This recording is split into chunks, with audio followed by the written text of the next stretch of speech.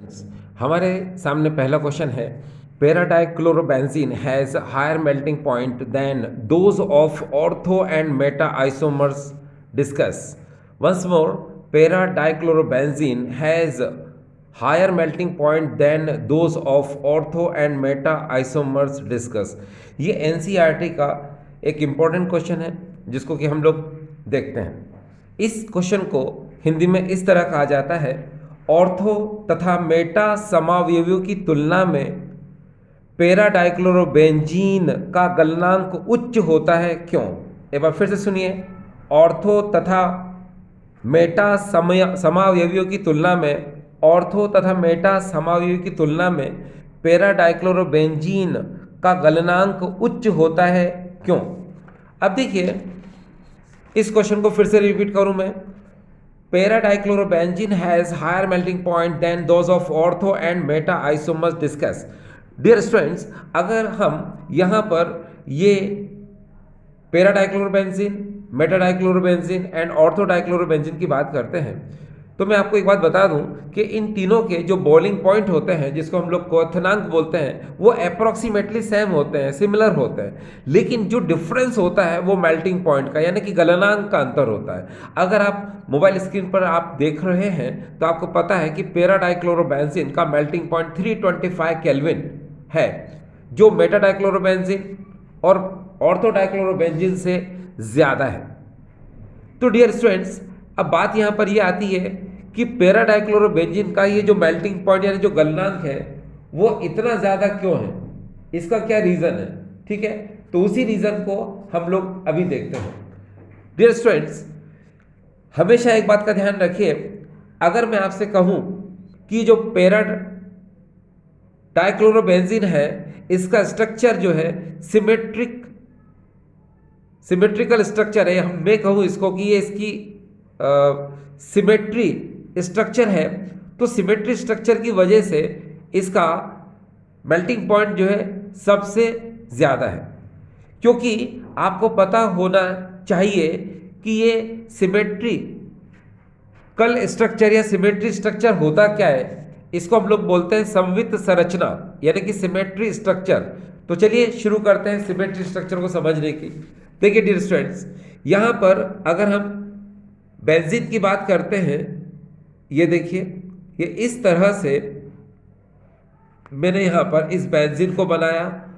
अब एक Cl मैंने यहाँ लगा दिया और एक Cl मैंने यहाँ पर लगा दिया। ये देखिए, इसका नाम है पैराडाइक्लोरोबेंजीन। अब अगर इस पैराडाइक्लोरोबेंजीन को मैं कहीं से भी सेपरेट करूं तो दो सिमिलर स्ट्रक्चर मुझे मिलेंगे। देखिए कैसे, अगर मैं इसको देखिए ऊपर से ब्रेक करता हूं इस तरह से, या फिर मैं इसको ऐसे ब्रेक करता हूं, ये देखिए, या फिर मैं इसको इस तरह ब्रेक करता हूं। ठीक है, तो आप देख रहे हैं कि अगर मैं इसको ऊपर से, नीचे से, आगे से, पीछे से, कहीं से भी अगर मैं इसको ब्रेक करता हूं तो मुझे सेम स्ट्रक्चर जो है क्या ऑप्टेड होंगे। तो मैं कहूँगा कि पैराडाइक्लोरोबेंजीन का स्ट्रक्चर जो है सिमेट्रिकल स्ट्रक्चर होता है, यानी किसी सिमेट्री स्ट्रक्चर यानी सममित संरचना होती है। अब आपको पता है कि अगर इसकी सिमेट्री स्ट्रक्चर है यानी कि सममित संरचना है, तो याद रखिए कि जिसकी सिमेट्री स्ट्रक्चर होता है उसकी पैकिंग इफिशियंसी ज़्यादा होती है, और जिसकी पैकिंग इफिशियंसी ज़्यादा होती है वहाँ पर इंटरमोलिकुलर फोर्स ऑफ अट्रैक्शन ज़्यादा होता है, और इंटरमोलिकुलर फोर्स ऑफ अट्रैक्शन ज़्यादा होने से मेल्टिंग पॉइंट क्या होता है, बढ़ जाता है। डियर स्टूडेंट्स, आपके दिमाग में एक बात चल रही होगी कि मेल्टिंग पॉइंट ये होता क्या है। तो सुनो, किसी भी सॉलिड को लिक्विड में कन्वर्ट करने के लिए जिस टेम्परेचर की ज़रूरत होती है उसको हम लोग बोलते हैं मेल्टिंग पॉइंट। यानी कि किसी भी सॉलिड का वो टेम्परेचर जिस पर वो मेल्ट होना स्टार्ट कर देता है, वो लिक्विड में कन्वर्ट होना स्टार्ट कर देता है, वो उसका होता है मेल्टिंग पॉइंट। अब आप देखिए कि मेल्टिंग पॉइंट जो है ये ऑर्थोमेटा पैरा डाइक्लोरोबेंजीन में सबसे ज़्यादा किसका होता है, पैराडाइक्लोरोबेंजीन का। क्यों? क्योंकि इसकी सिमेट्री स्ट्रक्चर है, ठीक है, जिसकी वजह से इसकी पैकिंग इफिशियंसी क्या होती है, ज़्यादा होती है, यानी ये क्लोजली पैक्ड हो जाते हैं, ये क्लोजली फिट हो जाते हैं अपने क्रिस्टल लैटिस के अंदर, जिसकी वजह से उसके मॉलिक्यूल में क्या होता है, इंटरमॉलिक्यूलर फोर्स ऑफ अट्रैक्शन बहुत ज़्यादा बढ़ जाता है, और यही वजह है उसका मेल्टिंग पॉइंट क्या होता है, राइज हो जाता है, यानी कि मैक्सिमम हो जाता है पैरा डाइक्लोरोबेंजीन में। ठीक है, चलिए हिंदी में समझते हैं। देखिए मैंने आपसे कहा कि इसकी संरचना सममित होती है। सममित संरचना होने की वजह से इसमें समायोजित होने की क्षमता क्या होती है, ज़्यादा होती है। यानी किसी भी क्रिस्टल जालक में इसके समायोजित होने की क्षमता क्या होती है, ज़्यादा होती है, जिसकी वजह से इसके मॉलिक्यूल्स में अंतर आणविक आकर्षण बल क्या होता है, ज़्यादा होता है। परिणाम स्वरूप इसका गलनांक क्या हो जाता है, बहुत ज़्यादा हो जाता है। देखिए अगर आप इसके आंसर को लिखना चाहते हैं, ठीक है, तो याद रखिए सबसे पहले आपको स्ट्रक्चर बनाना पड़ेंगे, ठीक है, फिर उनके जो है आपको मेल्टिंग पॉइंट लिखना पड़ेंगे, और फिर आपको उसका आंसर लिखना है। आंसर में सिर्फ छोटी सी बात आपको लिखना है कि पैरा डाइक्लोरोबेंजीन का सिमेट्री स्ट्रक्चर है, इजीली ये क्लोजली पैक्ड हो जाता है, ठीक है, इंटरमॉलिक्यूलर फोर्स ऑफ अट्रैक्शन ज़्यादा है, और मेल्टिंग पॉइंट क्या हो जाता है इसका, ज़्यादा होता है। बस इतनी सी बात लिखना है। कभी कभी स्टूडेंट्स को दो तीन बातों पर ज़्यादा प्रॉब्लम आती है, उसको ये समझ में नहीं आता कि ऑर्थो कब बोलते हैं, बेटा कब बोलते हैं और पैरा कब बोलते हैं। दैट इज़ अ कन्फ्यूजन कई लोगों के लिए। तो मैं आपको बता दूं, याद रखिए कि जैसे होता क्या है इस पर थोड़ा सा ध्यान दीजिए। जैसे मैं आपको बता दूं ऑर्थो बेटा पैरा किस तरह से डिटरमाइन करते हैं। जैसे अगर हम बात करते हैं, ये मेरे पास एक बेंजीन है, ये देखिए, ठीक है, और आपको पता है यहाँ सी सी सी सी सी कार्बन कार्बन मैंने लिख दिया इस तरह से, ठीक है। अब मैंने क्या किया, एक फंक्शनल ग्रुप सपोज मैंने यहाँ लगा दिया, ये Cl, और एक फंक्शनल ग्रुप मैंने यहाँ लगा दिया इस तरह से। आपको पता है यहाँ CH तो आप वैलेंसी पूरी करने के लिए कर सकते हो, ये देखिए। अब मैं आपसे यहाँ ये कह रहा हूँ कि याद रखिए जब कार्बन कार्बन के बीच नो कार्बन डिफरेंस हो, ये देखिए यहाँ पर नो कार्बन डिफरेंस, यहाँ पर कोई कार्बन का डिफरेंस नहीं है। देखिए एक कार्बन से Cl और दूसरे कार्बन से Cl, यानी यहाँ पर कोई कार्बन का डिफरेंस नहीं है। तो याद रखिए वहाँ वर्ड आता है ऑर्थो। हमेशा कौन सा वर्ड आता है डियर, ऑर्थो, ये वर्ड आएगा, ठीक है। इसी तरह से अगर मान लो ये Cl को मैं यहाँ लगा देता हूँ, तो देखिए क्या होगा, एक कार्बन का डिफरेंस आ जाएगा। देखिए कैसे, सपोज एक Cl यहाँ है और एक Cl मैंने यहाँ लगा दिया, ठीक है। तो आपने देखा बीच में क्या हो रहा है, यहाँ पर एक कार्बन का डिफरेंस आ गया। ये देखिए यहाँ पर एक कार्बन का डिफरेंस क्या है, आ रहा है। अगर एक कार्बन का डिफरेंस आता है तो यहाँ लिख देता हूँ मैं, कार्बन कार्बन के बीच में अगर 1 कार्बन का डिफरेंस आता है, ठीक है, तो उसको हम लोग बोलते हैं क्या, बेटा, ये बेटा बोलेंगे। और अगर मान लो 2 कार्बन का डिफरेंस आ जाता है तो उसको हम लोग बोलते हैं पैरा। अगर ये Cl यहाँ आ जाए, जैसे अगर आप ध्यान से इसको देखें, ये देखिए एक Cl मैंने यहाँ लगा दिया और एक Cl अगर मैं यहाँ लगा देता हूँ, ये यहाँ लगा दिया, तो आप देख सकते हैं यहाँ पर क्या हो रहा है कि 2 कार्बन का क्या आ रहा है, डिफरेंस आ रहा है, ठीक है। आप याद रखना बेंजीन के अंदर सिर्फ 3 डिफरेंस ही आएंगे। कौन कौन से, no carbon difference means ortho, 1 carbon का डिफरेंस मतलब बेटा, 2 कार्बन का डिफरेंस मीन्स पैरा आएगा, ठीक है, क्लियर। अब जैसे कोई भी स्टूडेंट्स हो सकता है आपके सामने यहाँ पर एक क्वेश्चन करता है, ठीक है। कैसे क्वेश्चन करता है, जैसे मान लो ये क्वेश्चन कर दिया उसने, ये देखिए इस तरह से यहाँ पर एक Cl यहाँ लगा दिया और एक Cl यहाँ लगा दिया, ठीक है। अब वो अगर आपसे बोलता है कि बताओ कि ये कौन सा आइसोमर है, तो आप इधर से मत देखना 1 2 3, ये 3 कार्बन का डिफरेंस हो जाएगा। तो आई सेड अर्लियर, मैंने आपको बताया कि बेंजीन में कभी भी 2 कार्बन से ज़्यादा का डिफरेंस नहीं होता। अगर आप ऐसे चलोगे तो गलती कर सकते हो। अब आप इधर से देखो, इधर से 1 का डिफरेंस है, इसका मतलब क्या होगा, ये बेटा डाइक्लोरोबेंजीन। तो अभी आपको एक बात क्लियर हो गई, ऑर्थो कब बोलते हैं, बेटा कब बोलते हैं, पैरा कब बोलते हैं, ठीक है। चलिए अब जरा हम इस क्वेश्चन पर आ जाते हैं। एक नया क्वेश्चन है हमारे लिए, ये भी बहुत इंपॉर्टेंट क्वेश्चन है। देखिए कैसे, Grignard reagents should be prepared under anhydrous conditions, why. Once more, Grignard reagents should be prepared under anhydrous condition, why. Grignard अभिकर्मक का निर्माण निर्जलीय अवस्था में करना चाहिए, क्यों, आखिर क्या वजह है। तो डियर स्टूडेंट्स आप जानते हैं ग्रिग्नार्ड रिएजेंट ये होता है RMgX। आपको पता है R और Mg के बीच में यहाँ क्या होता है, कोवलेंट बॉन्ड होता है, ठीक है। और Mg और इसके बीच में क्या होता है, आयनिक बॉन्ड होता है, इसलिए यहाँ पर डेल्टा पॉजिटिव डेल्टा नेगेटिव आ जाएगा आयनिक बॉन्ड के लिए। मगर आपको पता होना चाहिए कि यहाँ कार्बन है, रेडिकल मीन्स कार्बन, तो कार्बन की इलेक्ट्रोनेगेटिविटी क्या होती है, मैग्नीशियम से क्या होती है, ज्यादा होती है। इलेक्ट्रोनेगेटिविटी ज्यादा होने की वजह से ये इलेक्ट्रॉन को अपनी तरफ क्या करता है, अट्रैक्ट करता है, जिसकी वजह से यहाँ डेल्टा नेगेटिव और डेल्टा पॉजिटिव चार्ज आ जाता है। यानी कि ये बॉन्ड भी क्या हो जाता है, बॉन्ड तो कोवलेंट है, यानी कि बंध तो सहसंयोजक है, मगर ये क्या मोर पोलर हो जाता है, यानी अधिक ध्रुवीय हो जाता है। मोर पोलर होने की वजह से ग्रिग्नार्ड एजेंट क्या होता है, मोर रिएक्टिव हो जाता है, अधिक क्रियाशील हो जाता है।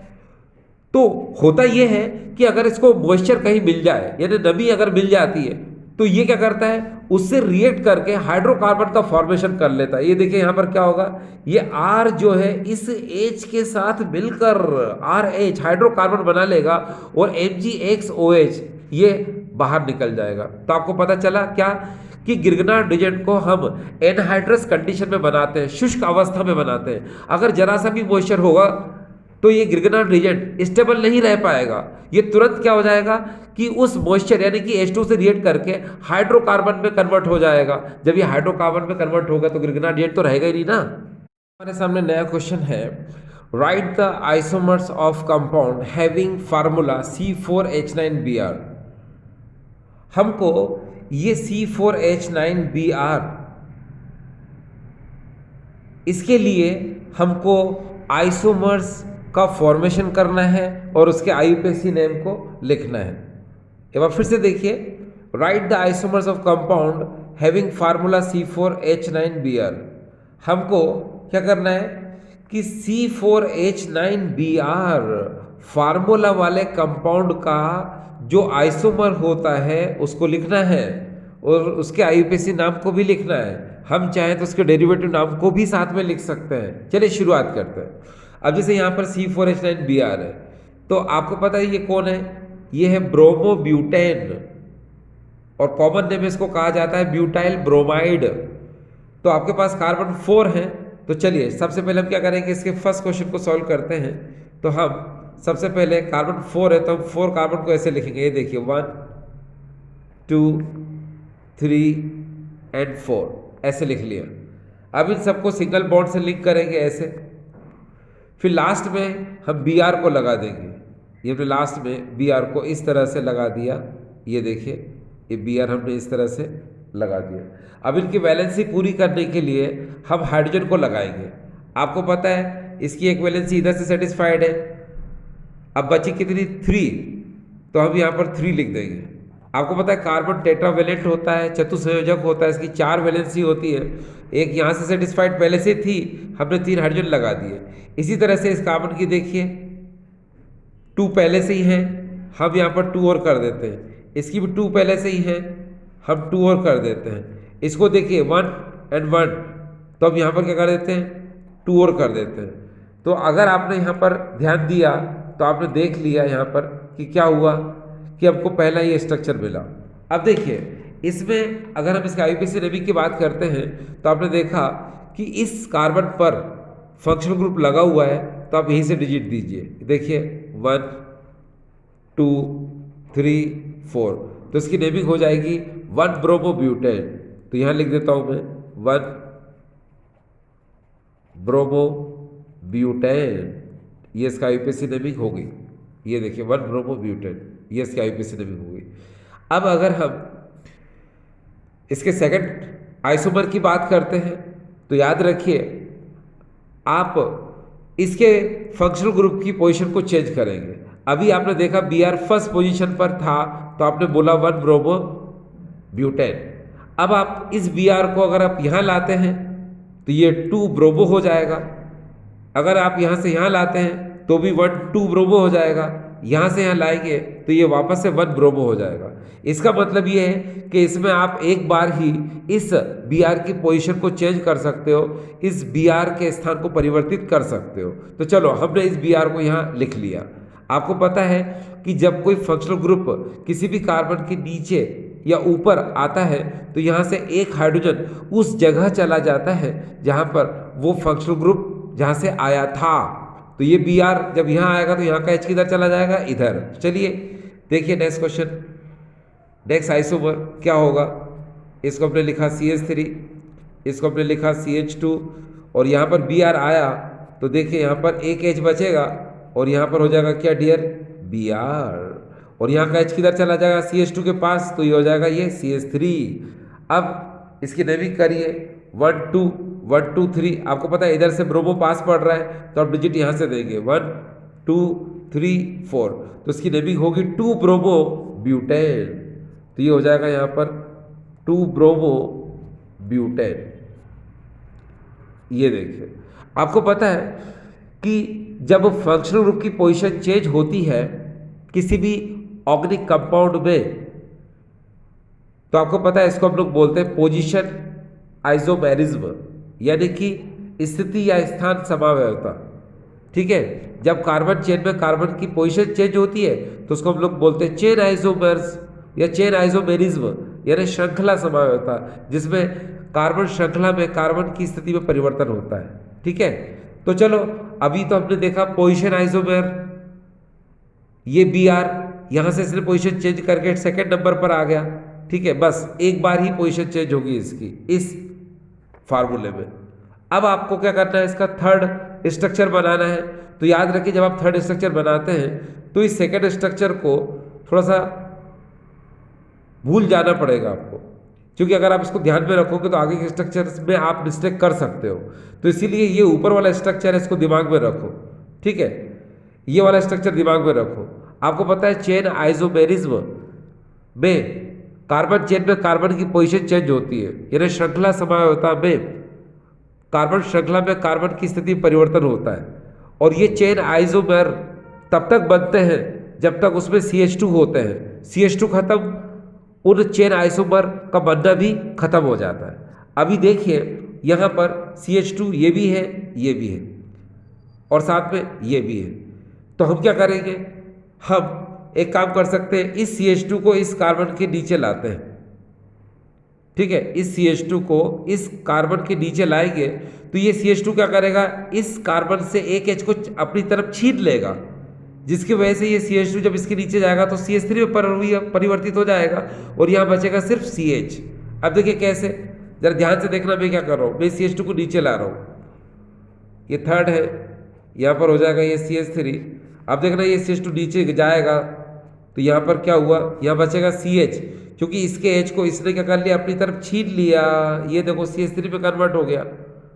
ठीक है, और बाकी का CH2Br ये ऐसा कैसे ही रहेगा, ये देखिए ऐसा कैसे ही है, ये ऐसा कैसे ही, क्योंकि ये CH2 जाएगा तो इससे एक H को इसने छीन लिया तो ये CH2 CH3 में कन्वर्ट हो जाएगा। ये देखिए अब IUPAC ने भी करिए 1 2 3 1 2 3, चलो स्टेट में चलेंगे हम 1 2 3।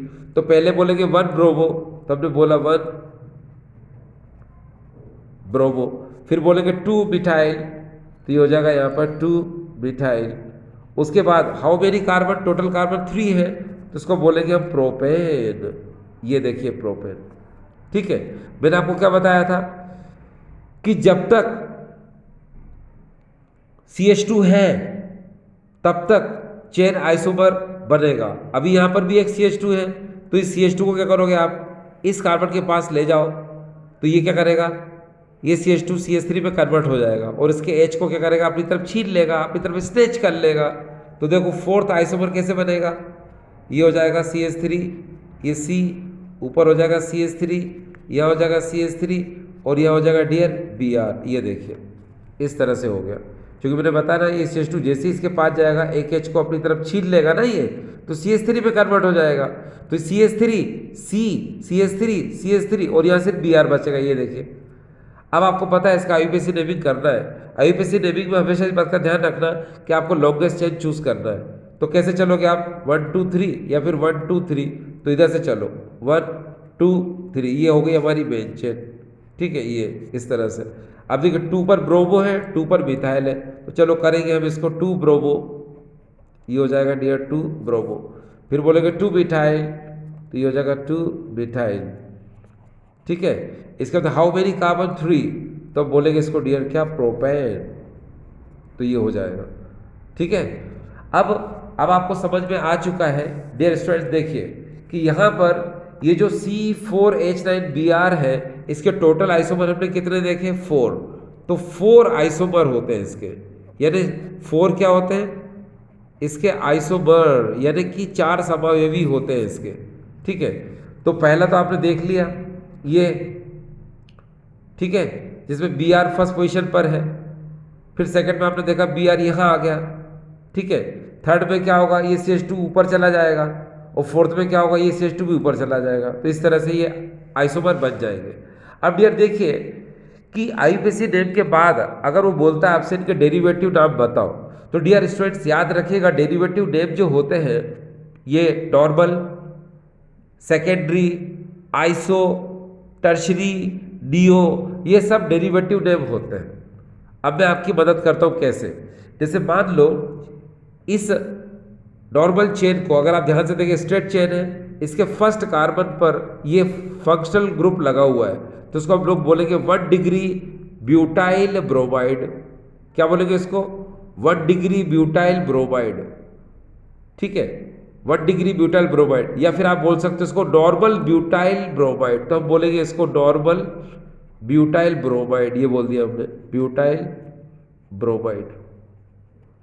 ये देखिए normal butyl bromide, normal butyl bromide. अब इसको देखिए, इसको क्या बोलेंगे, याद रखिएगा डियर स्टूडेंट्स, इसमें क्या होता है कि फंक्शनल ग्रुप देखो सेकंड नंबर पर है। ठीक है, तो आप इसको इस तरह से ऐसे कर लो, कर लिया आपने। अब आप देखिए कि ये कार्बन कितने कार्बन से लिंक है, एक इधर से और एक इधर से, तो इसको हम लोग बोलेंगे 2 डिग्री ब्यूटाइल ब्रोमाइड, या तो आप 2 डिग्री ब्यूटाइल ब्रोमाइड बोलो, या फिर इसको बोल सकते हो आप सेकेंडरी ब्यूटाइल ब्रोमाइड। तो चलो हम इसको बोलेंगे सेकेंडरी ब्यूटाइल ब्रोमाइड। ये हमने कहा है इसको सेकेंडरी ब्यूटाइल ब्रोमाइड, ये हमने कह दिया। अब अगर हम इसकी बात करते हैं तो आपको याद होगा कि ये इतना ग्रुप क्या होता है डियर, आइसो होता है ये। ठीक है, तो इसको बोलेंगे हम आइसो, और कार्बन कितने इसमें 4 है, 1 2 3 4, तो ब्यूटाइल ब्रोमाइड, तो इसकी नेमिंग क्या हो जाएगी, आइसो ब्यूटाइल ब्रोमाइड। तो चलो इसको लिख दो आइसो ब्यूटाइल ब्रोमाइड, ये हो गया। अब हम इसको देखें, इस कार्बन से आपको 3 कार्बन और लिंक हो रहे हैं, क्योंकि देखो ना जिस कार्बन से फंक्शनल ग्रुप जुड़ता है उसके इधर आप एक बॉक्स बना लो, बना लिया। अब यहाँ पर आपने देखा 1 2 3, इसको बोल सकते हो आप 3 डिग्री ब्यूटाइल ब्रोमाइड। इसी को आप लोग बोल सकते हो क्या, टर्शरी ब्यूटाइल ब्रोमाइड। तो हम बोलेंगे इसको टर्शरी ब्यूटाइल ब्रोमाइड। ये देखिए ये हो जाएगा यहाँ पर टर्शरी ब्यूटाइल ब्रोमाइड, ये हो जाएगा डियर टर्शरी ब्यूटाइल ब्रोमाइड। तो ये बात आपको समझ में आ रही होगी डियर स्टूडेंट्स। आई होप ये आज का छोटा सा वीडियो आपको समझ में आया होगा। ठीक है, थैंक यू।